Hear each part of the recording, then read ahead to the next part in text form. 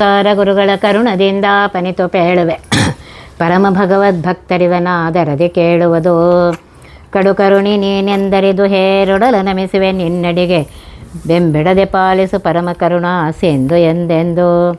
ನಡುವೆ ಬರುತ್ತಿಪ್ಪ ವಿಘ್ನವ ತಡೆದು ಭಗವನ್ನಾಮ ಕೀರ್ತನೆ ನುಡಿದುಂಡಿಸೆನ್ನಿಂದ ಪ್ರತಿ ಮರೆಯದಲೇ.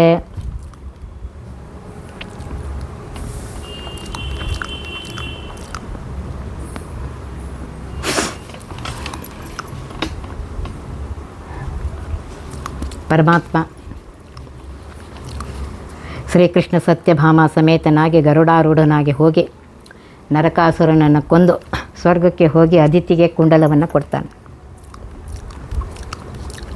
ಆಗ ಅವಳು ಹೇಳ್ತಾಳೆ, ನೀನು ದೇವೇಂದ್ರನಂತೆ ಶತ್ರುಗಳಿಗೆ ಅವಧ್ಯನೂ ಅಜಯನೂ ಆಗಿ ಲೋಕ್ಯ ಪೂಜ್ಯ ನೆನೆಸು ಅಂಥೇಳಿ ಅದಿತಿ ಕೃಷ್ಣನಿಗೆ ಆಶೀರ್ವಾದ ಮಾಡ್ತಾಳೆ. ಸತ್ಯಭಾಮೆಗೂ ಕೃಷ್ಣನು ಭೂಲೋಕದಲ್ಲಿರುವಷ್ಟು ಕಾಲವು ಸದಾ ನವಯುವತಿಯಾಗಿಯೇ ಇರು ಅಂಥೇಳಿ ಅವಳಿಗೆ ಹರಿಸ್ತಾಳೆ. ಇಂದ್ರ ಶಚಿಯರು ಕೃಷ್ಣ ಮತ್ತು ಸತ್ಯಭಾಮಿಯರಿಗೆ ವಸ್ತ್ರಾಭರಣಗಳನ್ನಿಟ್ಟು ಸತ್ಕಾರ ಮಾಡ್ತಾರೆ. ಎಲ್ಲ ದೇವತೆಗಳು ಅಭಿನಂದಿಸಿ ಆದರಿಸ್ತಾರೆ. ಇದು ದೇವತೆಗಳು ಮಾಡಿದ ಅಂದದ ಪೂಜೆ, ಅದನ್ನು ಶ್ರೀಕೃಷ್ಣ ಕೈಕೊಂಡ ಅಂಥೇಳಿ ಹೇಳ್ತಾ ಇದ್ದಾರೆ.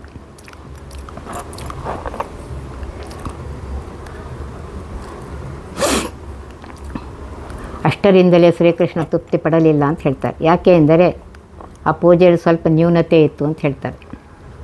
ಅವರು ಆ ಕಾಲದಲ್ಲಿ ಕೃಷ್ಣನನ್ನು ಒಬ್ಬ ಅಸಾಮಾನ್ಯ ಮಾನವನೆಂದೇ ತಿಳಿದಿದ್ದರೆ ಹೊರತು ಸರ್ವಶಕ್ತ ಭಗವಂತ ತಿಳಿದಿರಲಿಲ್ಲ ಅಂತ ಹೇಳ್ತಾರೆ.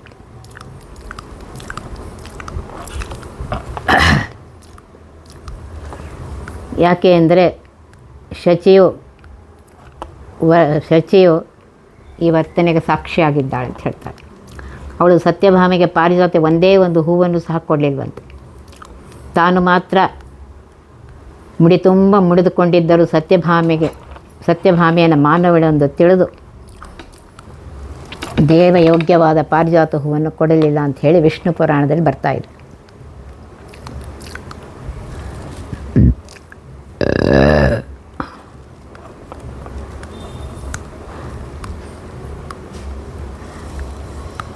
ಅವಳಿಗೆ ಸತ್ಯಭಾಮಿಗೆ ಕೋಪ ಬರಲಿಲ್ಲ, ಸುಮ್ಮನಾದ್ಲು ಅಂತ ಹೇಳ್ತಾರೆ.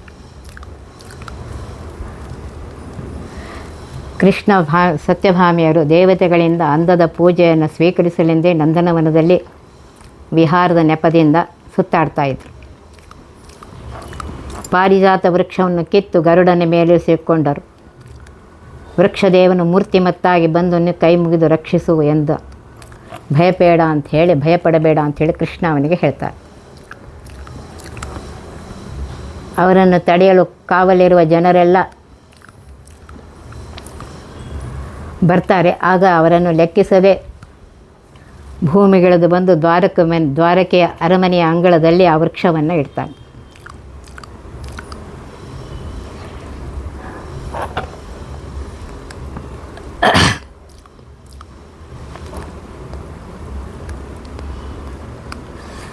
ಆಗ ಇಂದ್ರ ಪ್ರೀತಿಯಿಂದ ಸಮ್ಮತಿ ನೀಡಿದರೆ ಸರಿ, ಇಲ್ಲದಿದ್ದರೆ ಬಲಾತ್ಕಾರವಾಗಿ ಆದರೂ ಸಮ್ಮತಿ ಹೊಂದಬೇಕು. ಆದ್ದರಿಂದ ನಾರದರ ಮೂಲಕ ದೇವೇಂದ್ರನಿಗೆ ಒಂದು ಸಂದೇಶವನ್ನು ಕಳಿಸ್ಕೊಡ್ತಾನೆ ಶ್ರೀಕೃಷ್ಣ.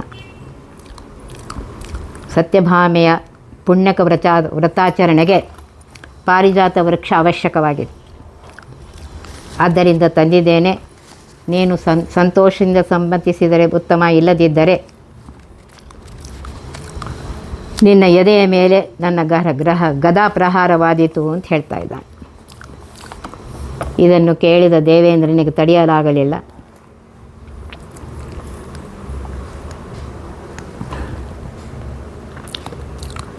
ಶಚಿ ಆಲಂಗಿಸು ನಿನ್ನ ಎದೆಯ ಮೇಲೆ ಅಂತ ಹೇಳಿ ಶಚಿಯ ಹೆಸರನ್ನು ಹೇಳಿದ್ದರಿಂದ ಈ ತನ್ನ ಹೆಂಡತಿಯ ಮಾತು ಕೇಳಿ ನನಗೆ ಅವಮಾನ ಮಾಡುವ ಕೃಷ್ಣನಿಗೆ ಪಾರಿಜಾತದ ವೃಕ್ಷ ಮಾತಂತಿರಲಿ, ಅದರ ಒಂದು ಎಲೆಯನ್ನು ಅರ್ಧ ಎಲೆಯನ್ನು ಕೊಡಲಾರೆ ಅಂತ ಹೇಳ್ತಾನೆ.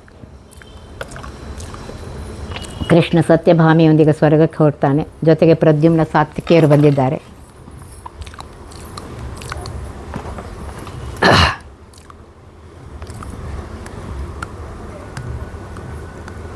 ಸತ್ಯಭಾಮೆ ಬಿಲ್ಲಿಗೆ ಬಾಣ ಹುಡ್ತಾಳೆ. ಪ್ರದ್ಯುಮ್ನ ಜಯಂತರಿಗೂ ಸಾತ್ಯಕಿ ಪ್ರವರಿಗೆ ಯುದ್ಧ ನಡೆಯುತ್ತೆ. ಕೃಷ್ಣ ಭಾಮಿಯರಿಗೆ ಸೋತು ರುದ್ರಾದಿ ಸಮಸ್ತ ದೇವತೆಗಳು ಹೊರಟೋಗ್ತಾರೆ. ಇಂದ್ರನಿಗಿದು ಅಪಮಾನಕರವಾದ ಸೋಲು ಅಂಥೇಳಿ ಅನ್ಕೋತಾರೆ. ಸತ್ಯಭಾಮಿಯು ನಗ್ತಾಳೆ. ಆ ಕಡೆ ಬ್ರಹ್ಮದೇವರ ಆದೇಶದಂತೆ ಅದಿತಿ ಕಶ್ಯಪರು ನಡುವೆ ಬಂದು ಯುದ್ಧವನ್ನು ನಿಲ್ಲಿಸ್ತಾರೆ. ಇಂದ್ರ ಕೃಷ್ಣನಲ್ಲಿ ಬಂದು ಕ್ಷಮೆ ಬೇಡ್ತಾನೆ. ಪಾರಿಜಾತ ವೃಕ್ಷವನ್ನು ಅಷ್ಟೇ ಅಲ್ಲ, ಜೊತೆಗೆ ಮಣಿ ಪರ್ವತವನ್ನು ಇಟ್ಕೋಪ ಅಂತ ಹೇಳಿ ಕೊಡ್ತಾರೆ. ಅದನ್ನು ಈಗ ದೇವತೆಗಳ ಅಹಂಕಾರ ಅಸುರಾವೇಶಗಳು ಅಳಿದು ಅಂತಃಕರಣ ಶುದ್ಧವಾಯಿತು ಅಂತ ಹೇಳ್ತಾ ಇದ್ದಾರೆ. ಅವರು ಭಕ್ತಿಯಿಂದ ದೇವತೆಗಳು ಭಕ್ತಿಯಿಂದ ಕೃಷ್ಣ ಭಾಮಿಯರನ್ನು ಪೂಜಿಸ್ತಾರೆ.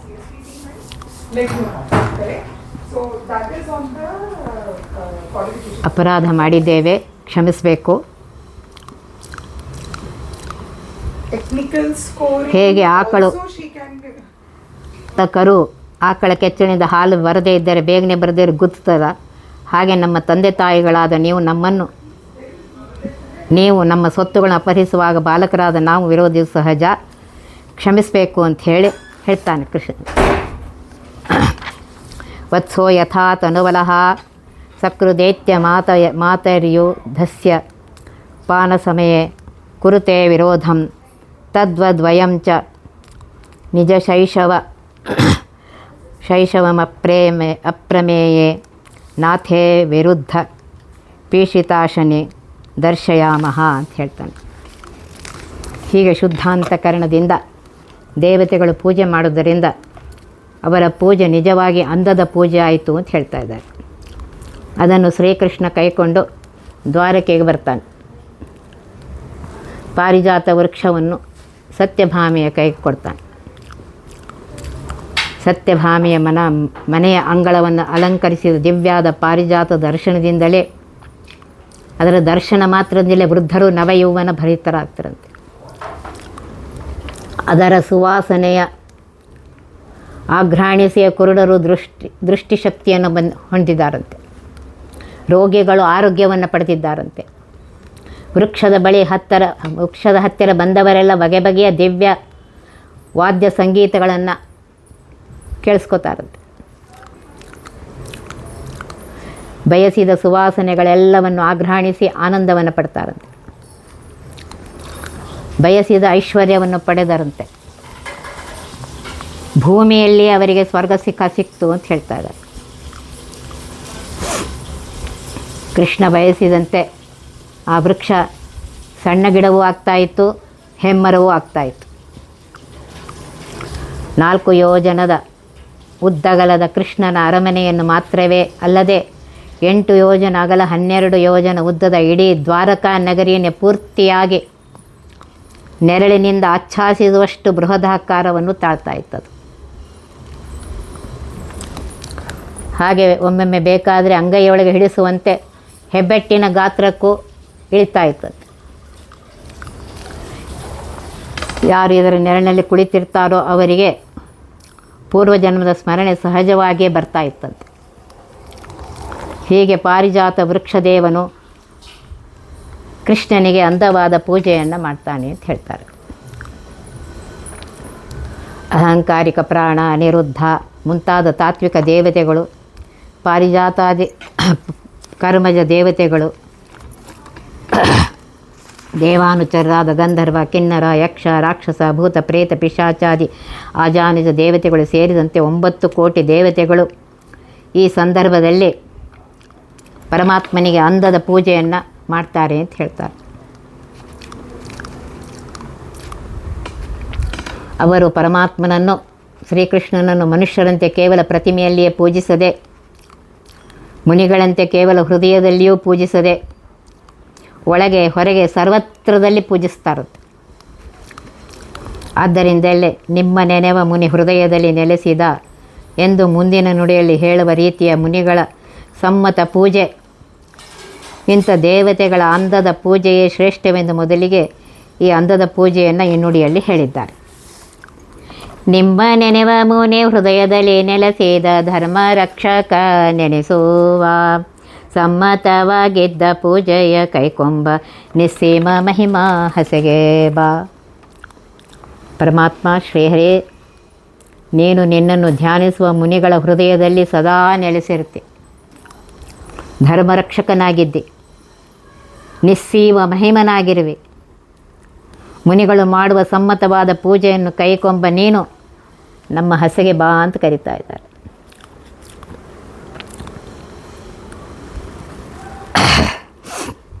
ಇಷ್ಟರವರೆಗೆ ದೇವಾಸ್ತತ್ರೋತ್ತಮ ಮತಾಹ ಎಂಬಂತೆ ಉತ್ತಮಾಧಿಕಾರಿಗಳೆನಿಸಿದ ಬ್ರಹ್ಮಾದಿ ದೇವತೆಗಳ ಭಗವತೋಪಾಸನೆಯನ್ನು ವರ್ಣಿಸಿ,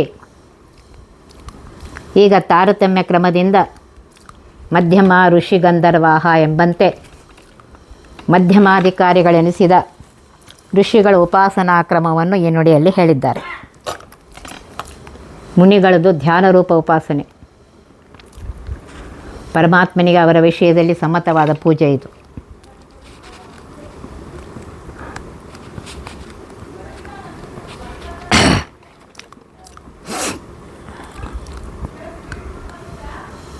ದೇವಾವಾವ ಸರ್ವಪ್ರಕಾಶ, ಎಲ್ಲ ದೇವತೆಗಳು, ನಾರದಾದಿಯರು, 100 ಋಷಿಗಳು, 100 ಚಕ್ರವರ್ತಿಗಳು, 100 ಗಂಧರ್ವರು ಮುಂತಾದವರು ಹೃದಯದೊಳಗೆ ಹೊರಗೆ ಎಲ್ಲೆಡೆ ಬಿಂಬಮೂರ್ತಿ ಉಪಾಸನೆ ಮಾಡಿ ಸಾಕ್ಷಾತ್ಕರಿಸಿಕೊಳ್ಳುವರು. ಇವರು ವ್ಯಾಪ್ತೋಪಾಸಕರಾಗಿದ್ದಾರೆ. ಅಪ್ರತಿಕಾಲಂಬನರು, ಇವರಿಗೆ ಧ್ಯಾನ ಅಲ್ಪ.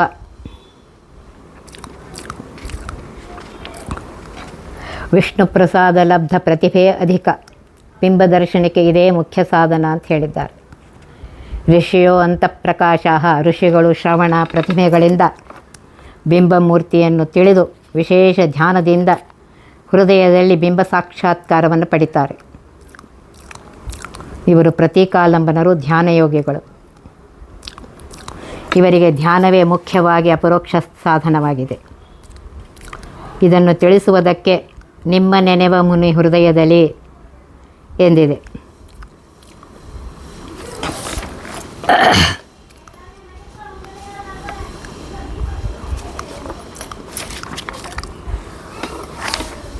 ಮನುಷ್ಯೋತ್ತಮರಿಗೆ ಅಗ್ನಿ ಪ್ರತಿಮೆಯಲ್ಲಿ ಬಿಂಬದರ್ಶನ. ಇವರಿಗೆ ಪ್ರತಿಭೆ ಅತ್ಯಲ್ಪವಾಗಿ ಸದಾ ಶ್ರವಣ ಮನ ನಿಧಿಧ್ಯಾಸನಗಳು ಬೇಕು.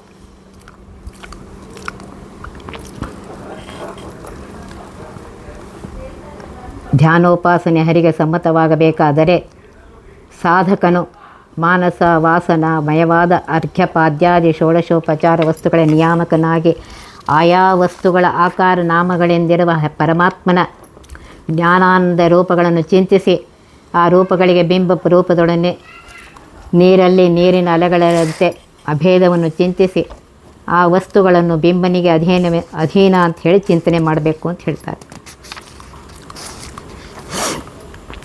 ಅದಕ್ಕೆ ಪುರಂದಾಸರು ಸುಲಭ ಪೂಜೆ ಮಾಡಿ ಬಲವಿಲ್ಲದವರು ಅಂತ ಹೇಳಿದ್ದಾರೆ.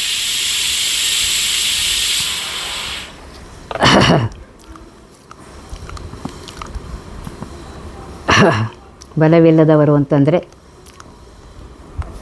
ಹೊರಗೆ ವಿಗ್ರಹಗಳ ಮುಂದೆ ಬೆಟ್ಟದಷ್ಟು ಪದಾರ್ಥಗಳು ನಡೆಸುವ ಐಶ್ವರ್ಯದ ಬಲವಿಲ್ಲದವರು.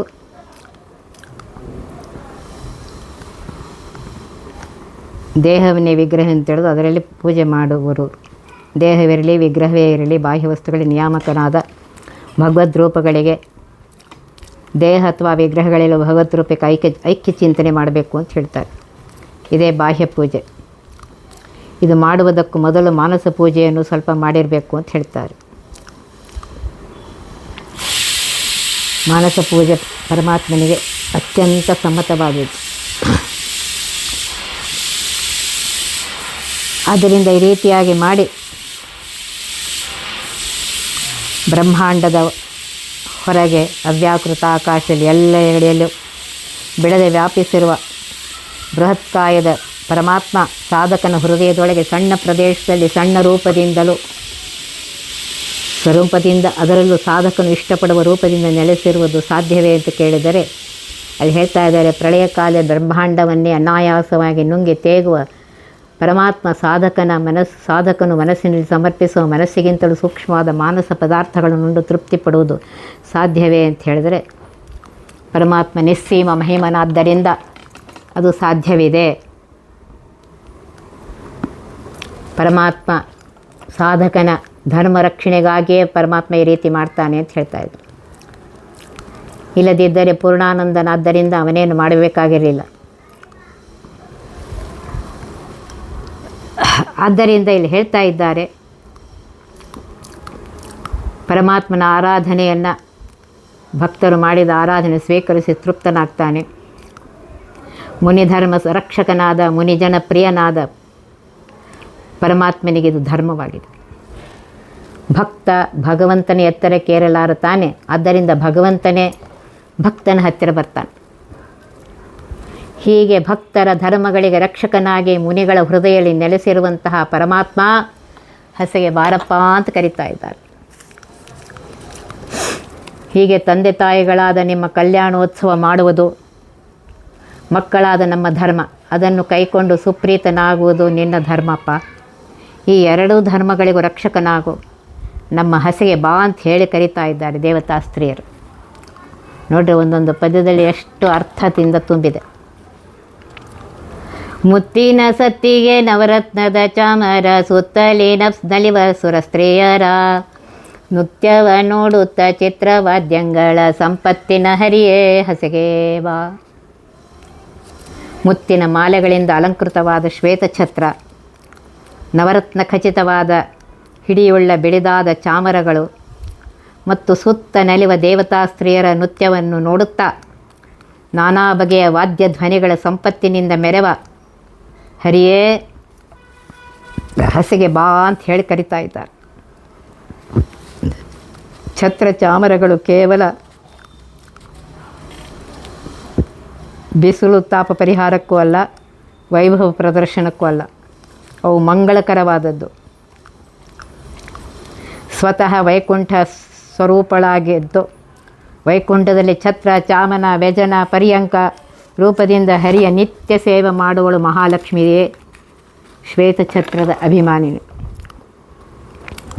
ಧರ್ಮರೂಪಿ ವಾಯುದೇವ ಚಾಮರಕ್ಕೆ ಅಭಿಮಾನಿ. ಆದ್ದರಿಂದ ಇವು ಮುಖ್ಯವಾಗಿ ಪರಮಾತ್ಮನಿಗೆ ಒಪ್ಪುವ ಚಿಹ್ನೆಗಳು.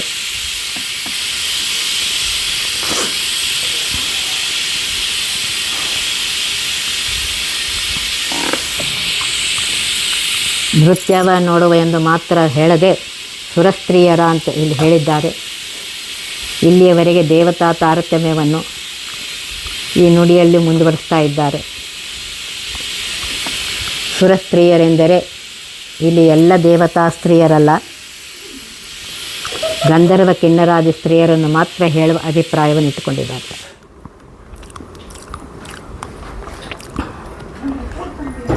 ಹಿಂದಿನ ನುಡಿಯಲ್ಲಿ ಋಷಿಗಳು ಮಾಡುವ ಭಗವತೋಪಾಸನೆ ಬಗ್ಗೆ ಹೇಳಿದ ಬಳಿಕ ಈಗ ತಾರತಮ್ಯ ಕ್ರಮದಲ್ಲಿ ಮುಂದೆ ಬರುವ ಗಂಧರ್ವಾದಿಗಳ ಬಗ್ಗೆ ಈ ನುಡಿಯಲ್ಲಿ ಹೇಳ್ತಾ ಇದ್ದಾರೆ.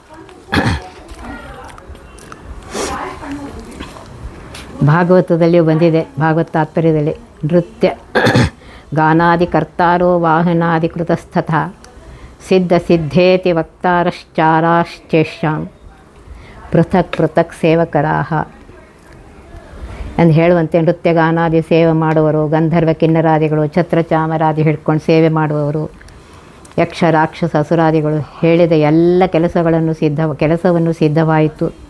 ಸಿದ್ಧವಾಯಿತೆಂದು ಹೇಳುತ್ತಾ ಬೇಗನೆ ಮಾಡುವರು ಸಿದ್ಧರು. ಬೇರೆ ಬೇರೆ ರೀತಿಯಿಂದ ಅವರು ಸೇವೆಯನ್ನು ಮಾಡ್ತಾ ಇರ್ತಾರೆ. ಆದ್ದರಿಂದ ದೇವತೆಗಳು, ಉಪದೇವತೆಗಳು, ಪಿತೃಗಳು, ಋಷಿಗಳು, ಚಕ್ರವರ್ತಿಗಳು, ಹೀಗೆ ವಿಷ್ಣು ಸೇವಕರಾದ ಎಲ್ಲರೂ ಬಂದು ಪರಮಾತ್ಮನ ಉತ್ಸವವನ್ನು ನಿರ್ವಿಘ್ನವಾಗಿ ನಡೆಸಿಕೊಡಲಿ. ಇಲ್ಲಿ ಉಪದೇವತೆಗಳೆಂದು ದೇವಭೃತರಾದ ಗಂಧರ್ವಾದಿಗಳನ್ನೇ ನಿರ್ದೇಶಿಸಲಾಗಿದೆ. ಯಕ್ಷ ರಾಕ್ಷಸ ಗುಹ್ಯಕಾದಿಗಳು ಕುಬೇರನ ಭೃತ್ಯರು, ಭೂತ ಪ್ರೇತ ಪಿಶಾಚ ಬೇತಾಳಾದಿಗಳು ರುದ್ರಭೃತ್ತರು, ಪಿತೃಗಳು ಯಮಭೃತ್ಯರು, ನಾಗರು ವರುಣ ಭೃತ್ಯರು. ಈ ರೀತಿಯಾಗಿ ಈ ಉಪದೇವತೆಗಳನ್ನು ಈ ನುಡಿಯಲ್ಲಿ ಹೇಳಿದ್ದಾರೆ ಅಂತ ಹೇಳಿ ಹೇಳ್ತಾ ಇದ್ದಾರೆ.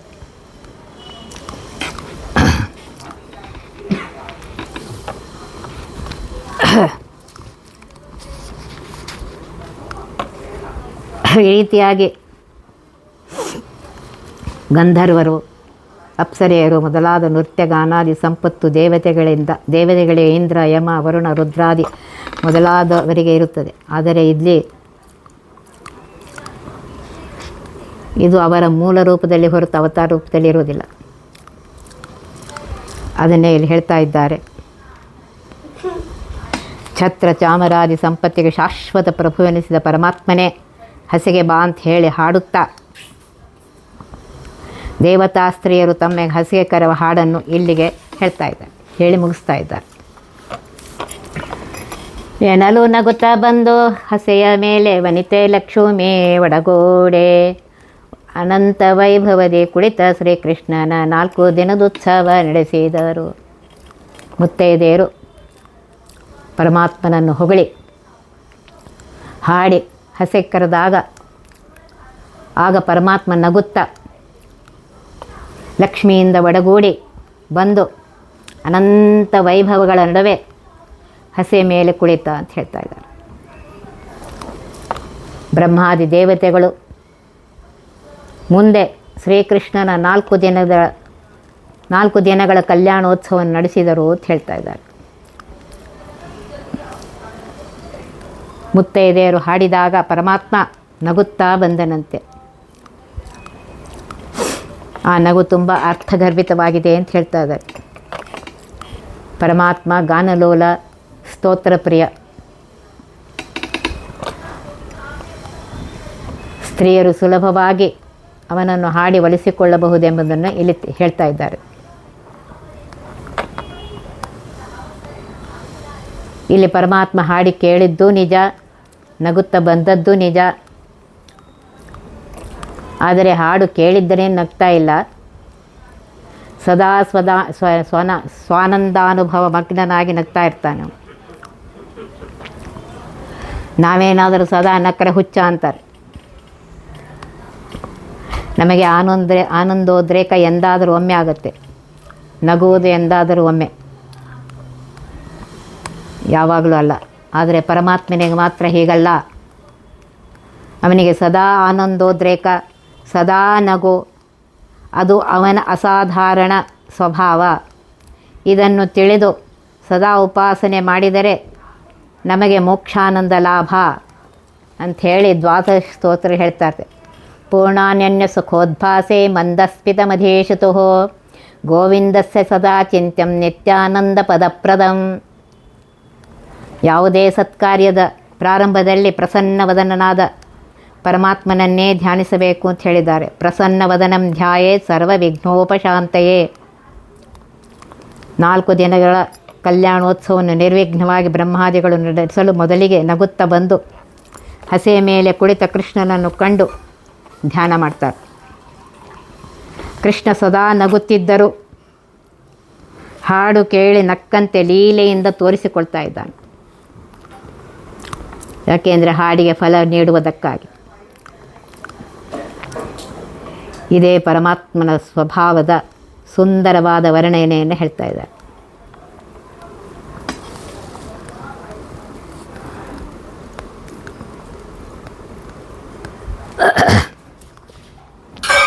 ಇಲ್ಲಿ ಹೇಳ್ತಾ ಇದ್ದಾರೆ,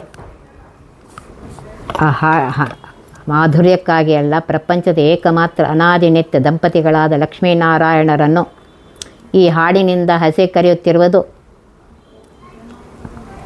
ಸಂತೋಷವಾಗಿದೆ, ಸಂತೋಷದ ಉದಾಹರಣೆಯಾಗಿದೆ ಅಂತ ಹೇಳಿ ಹೇಳ್ತಾ ಇದ್ದಾರೆ.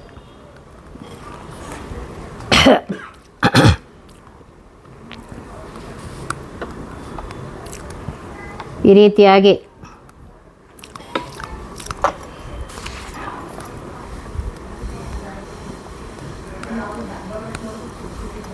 ಹೇಳ್ತಾ ಇದ್ದಾರೆ. ಅನಾದಿ ಪತ್ನಿಯಾದ ಲಕ್ಷ್ಮೀದೇವಿಯೊಡನೆ ಹೊಸ ಮದುಮಗನಂತೆ ಹಸೆ ಮೇಲೆ ಕುಳಿತುಕೊಳ್ತಾ ಇದ್ದೇನೆ ಎಂದು ತನಗೆ ತಾನೇ ನಗ್ತಾ ಇದ್ದಾನೇನೋ ಅಂತ ಹೇಳ್ತಾ ಇದ್ದಾರೆ.